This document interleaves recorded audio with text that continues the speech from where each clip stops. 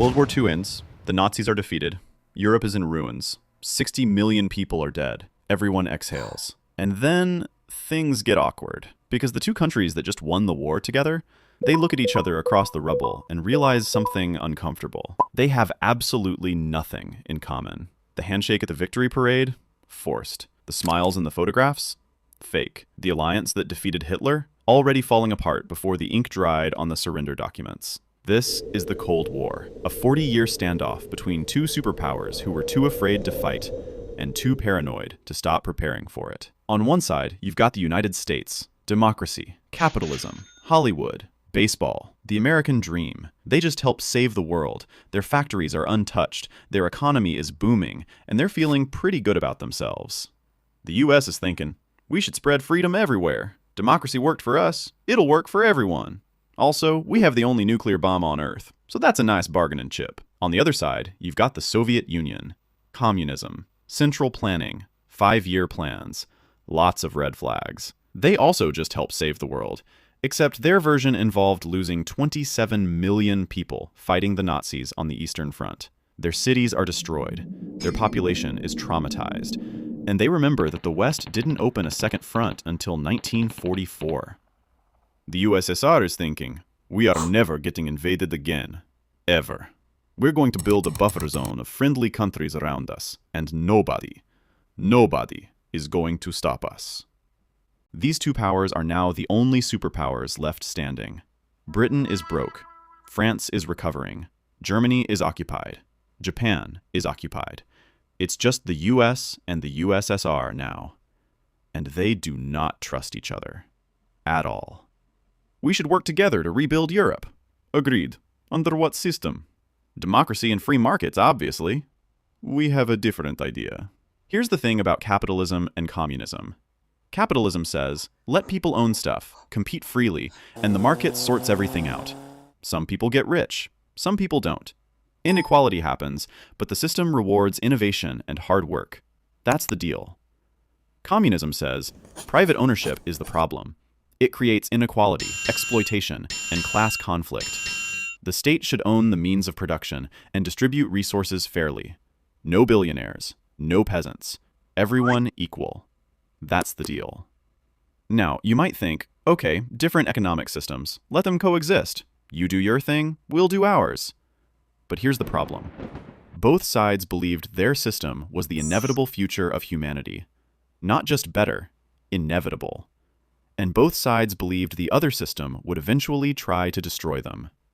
The US looked at communism spreading through Eastern Europe and saw a virus, a threat to freedom, a domino effect that would eventually reach their shores.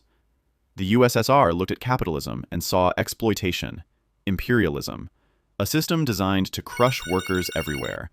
And they remembered that Western countries had invaded Russia after the 1917 revolution, trying to strangle communism in its cradle. Neither side wanted a third world war, but both sides were absolutely convinced the other side did. And when two nuclear-armed superpowers are that paranoid, things escalate fast. First, the US creates the Marshall Plan, billions of dollars to rebuild Western Europe. Officially, it's about helping allies recover. Unofficially, it's about making sure those allies don't turn communist out of desperation. The Soviets see this and think, they're buying Europe. Then the US forms NATO in 1949, the North Atlantic Treaty Organization. 12 countries agreeing that an attack on one is an attack on all. It's a defensive alliance, on paper. So this is purely defensive, right? Absolutely. And the Soviets will interpret it that way? Probably not. The USSR looks at NATO and sees encirclement. American bases in Europe, American troops in Germany, American influence everywhere. So, in 1955, the Soviets form the Warsaw Pact. Same concept. Communist countries agreeing to defend each other. Same logic, same fear. Now Europe is divided into two armed camps, staring at each other across a line that Winston Churchill called the Iron Curtain. And then come the nuclear weapons. The US had the bomb first. Hiroshima, Nagasaki. The war-ending weapon that only America possessed. Then the Soviets tested their own atomic bomb in 1949. 4 years earlier than American intelligence predicted. The US panics. So they build more bombs, bigger bombs, the hydrogen bomb, 1,000 times more powerful than what hit Hiroshima. The Soviets build their own hydrogen bomb. The US builds intercontinental missiles that can reach Moscow in 30 minutes. The Soviets build missiles that can reach Washington. The US puts nuclear submarines in the ocean. The Soviets put nuclear submarines in the ocean. This continues for about 40 years. Sir, we now have enough nuclear weapons to destroy every major city on Earth. Good, keep building. That wasn't a recommendation. I know. They didn't want war. They just wanted insurance. Very, very dangerous insurance. By the early 1960s, both sides have enough nuclear weapons to destroy the entire planet several times over. This creates a situation with a very honest name, Mutually Assured Destruction, MAD for short. And yes, everyone noticed the acronym. Here's how it works. If the US launches nuclear missiles at the Soviet Union, the Soviets will detect them. They'll have about 30 minutes, and in those 30 minutes, they will launch everything they have at the United States. Both countries are destroyed. Civilization ends. Everyone loses. Same thing happens if the Soviets strike first. The US launches its retaliation. Everyone dies. So nobody launches. The weapons exist specifically so they'll never be used. The threat of total annihilation is the only thing preventing total annihilation. Both sides are now trapped by their own arsenals. The US is thinking, okay, nobody press the button. Seriously, nobody sneeze near the button. The USSR is thinking, we also should not press the button, but we absolutely need them to believe we would. And so both sides spend decades pointing thousands of nuclear warheads at each other, running drills, building bunkers, and hoping nobody makes a mistake. Meanwhile, school children in America practice hiding under their desks. If there's a nuclear attack, get under your desk and cover your head. Will that actually protect us? It will make everyone feel like we're doing something. The desks would not have helped. The Cold War didn't explode in one dramatic moment. It leaked into everything, slowly, constantly, for 40 years. Here are the moments when it almost boiled over. Berlin, 1961. The city is divided between East and West. People in the East keep escaping to the West, thousands every week. So one night, the Soviets build a wall, right through the middle of the city. Families wake up separated. Streets become dead ends. Guards are ordered to shoot anyone who tries to cross. The wall stays up for 28 years. Cuba, 1962. The Soviets secretly install nuclear missiles on the island, 90 miles from Florida. American spy planes spot them. President Kennedy demands they be removed. Soviet ships are sailing toward Cuba with more equipment. American warships move to intercept. For 13 days, the world holds its breath. Both leaders know that one mistake, one nervous submarine captain, one miscommunication could end human civilization. Sir, the Soviets are requesting a private channel to negotiate. What do they want? Roughly the same thing we want, a way out that doesn't kill everyone. They find one. The Soviets remove the missiles. The US secretly agrees to remove missiles from Turkey. Both sides agree to install a direct phone line between Washington and Moscow so this never happens again. The hotline gets used more than anyone expected. Then there's the space race. The Soviets launch Sputnik, the first satellite, in 1957. America panics.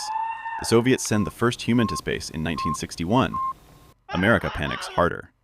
So the US decides to land a man on the moon, partly for science, mostly to prove a point. They succeed in 1969. The point is made. The Cold War turned everything into a competition. Science, sports, chess, ballet, Olympic medal counts, even which system produced better figure skaters. Here's what's genuinely strange about the Cold War.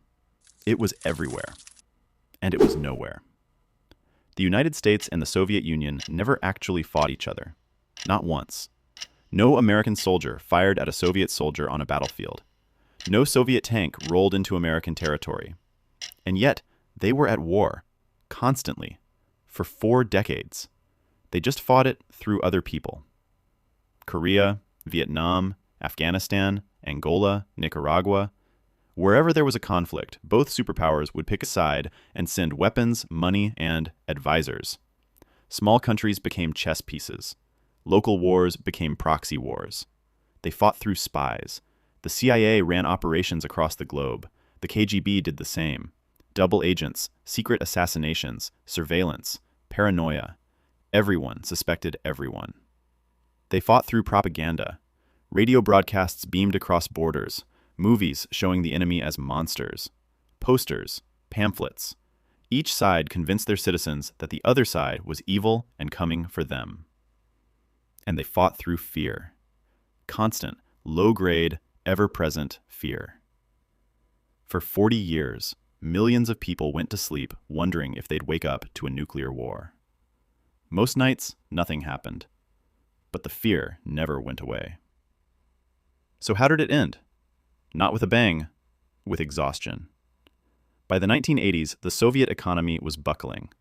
They were spending enormous resources on weapons while their citizens waited in line for bread. The system that promised equality was delivering scarcity. The system that promised strength was crumbling from within. A new Soviet leader named Mikhail Gorbachev tried to reform things. Glasnost, openness. Perestroika, restructuring. More transparency, less repression. He thought controlled reform would save the system. He was wrong. Once people got a taste of freedom, they wanted more. Once they could speak openly, they said things the government didn't want to hear. In 1989, Hungary opened its border with Austria. East Germans started leaving. The pressure became unbearable. On November 9, 1989, the Berlin Wall came down. Not because of an army, because a government spokesman misspoke at a press conference and accidentally announced the borders were open. People showed up with hammers. 2 years later, the Soviet Union dissolved. 15 separate countries emerged from what had been one superpower. No invasion, no nuclear exchange, no final battle. Just collapse. The Cold War ended not because someone won a war, but because one side couldn't sustain the competition anymore. The Cold War lasted 44 years. It shaped borders, toppled governments, and defined generations. It brought humanity closer to extinction than any conflict before or since. Two countries built enough weapons to destroy the world multiple times, pointed them at each other, and waited. And in the end, nobody pressed the button. That's the strange legacy of the Cold War. The restraint. The near misses. The fact that despite all the fear, all the propaganda, all the moments when everything almost fell apart, it didn't. Not because leaders were wise, not because systems worked perfectly, but because, at the crucial moments, enough people on both sides chose not to end the world. The Cold War ended without a final battle, which is remarkable considering both sides spent 40 years preparing for one.